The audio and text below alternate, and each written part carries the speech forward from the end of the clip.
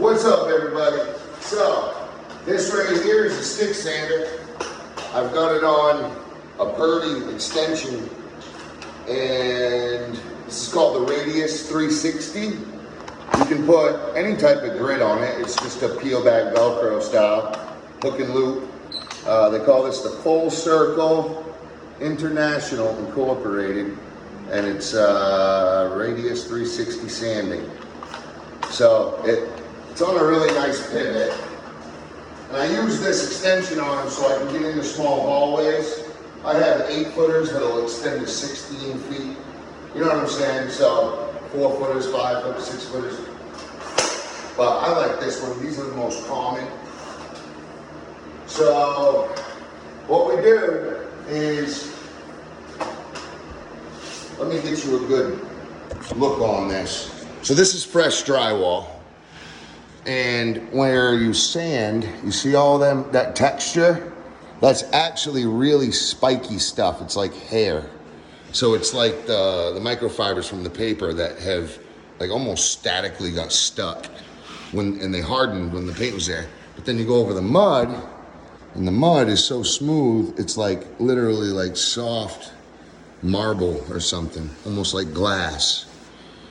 And then you've got the transition where, sorry, very bad lighting, but you've got the transition into the nice clean mud over into these. So I like to go up and down, you know, good on these, and then you'll find boogers like this. So that is what we're wiping off with this. We only go once or twice until we find something like that.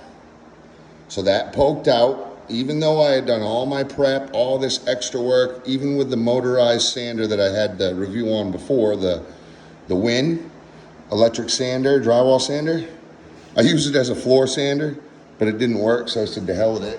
And then I ground down all of the hard spots with a grinder, and there were some pretty high spots. Now it's at least flattened out a little bit where the bad stuff was. So what we're gonna do now, I've already done most of the room, but I figured, you know what, let's get a video in and show these guys what a stick sander really is, you know, how useful it is. So the point is when we sand this, it's gonna be nice and smooth like that mud.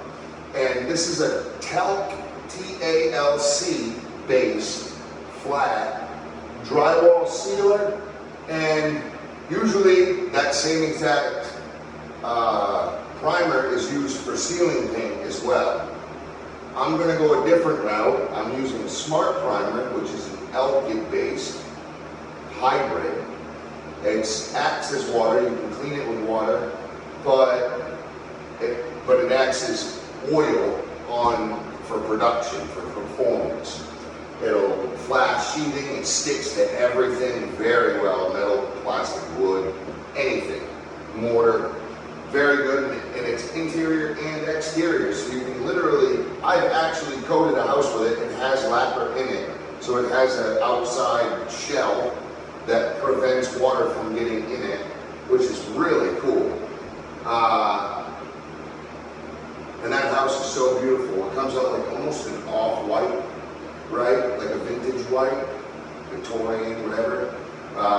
And we did black shutters and black window panes, black windows. Beautiful. All the other trim was white, but the windows and doors were black with the shutters. It looked so good.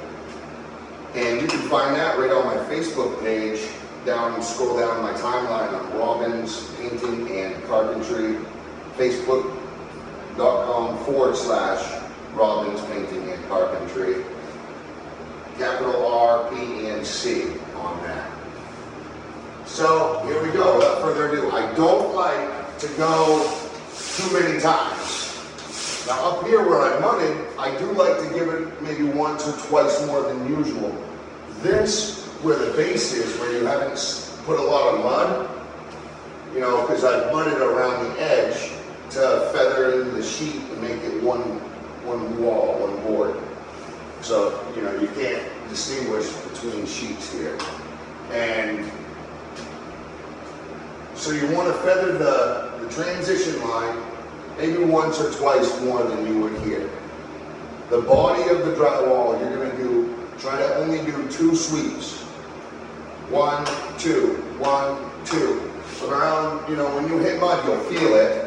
And not necessarily muddy. You don't want to sand this. This is already nice and smooth. What I'm trying to do is give it half of the sander here, because this is where my mud line is all the way out here. I did a nice long trowel all the way down off the vinyl corner beam.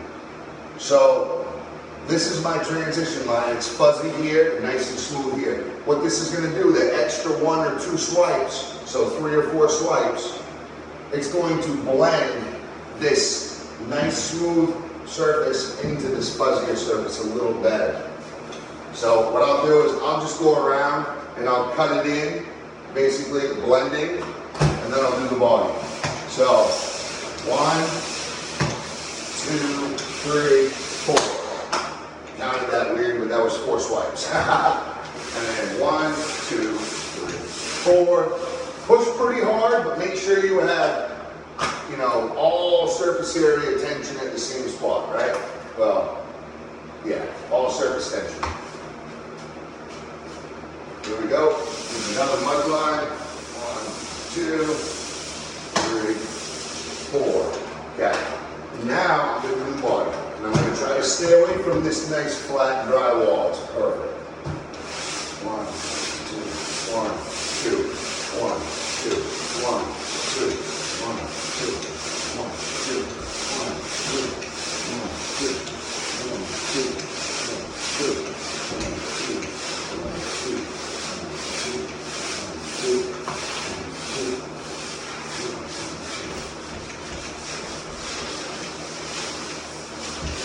This sheet's a little fuzzy. I can still feel that fuzzies.